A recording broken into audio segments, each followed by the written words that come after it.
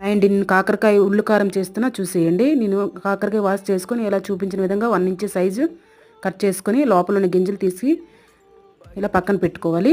Next stove మీద కడాయి పెట్టుకొని జీలకర్ర, ఎల్లుల్లిపాయలు వేసుకొని వేయించుకున్నాక చిన్న చింతపండు, చిన్న పసుపు వేసుకొని మళ్ళీ 2 మినిట్స్ వేయించుకున్నాక తీసి పక్కన పెట్టుకోవాలి. నెక్స్ట్ అదే కడాయి వేసుకొని ధనియాలు, మినపప్పు, శనగపప్పు వేసుకొని వేయించుకున్నాక మళ్ళీ ఆనియన్స్లో తీసి పక్కన పెట్టుకోవాలి.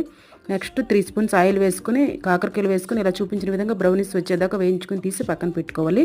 నెక్స్ట్ మిక్సీలో ఆనియన్స్ వేసుకొని కొంచెం సాల్ట్, 3 స్పూన్స్ కారం వేసుకొని మిక్సీ పట్టించుకొని మిక్సీ పేస్ట్ ఇలా చూపించిన విధంగా కాకరకాయల్లో మధ్యలో స్టఫ్ పెట్టుకొని ఇంకా నెక్స్ట్ కడాయి పెట్టుకొని ఒక 4-5 టేబుల్ స్పూన్స్ ఆయిల్ వేసుకొని ఇలా చూపించిన విధంగా వేసుకున్నాక నెక్స్ట్ మిగిలిన కొంచెం పేస్ట్ ఉంటుంది కదా, అది కూడా వేసేసి ఇలా వేయించుకోవాలి. ఒక 5 మినిట్స్ 10 మినిట్స్ వరకు ఇలా వేయించుకొని సిమ్లో. అంతేనండి, కాకరకాయ కారం రెడీ. చేదు లేకుండా చాలా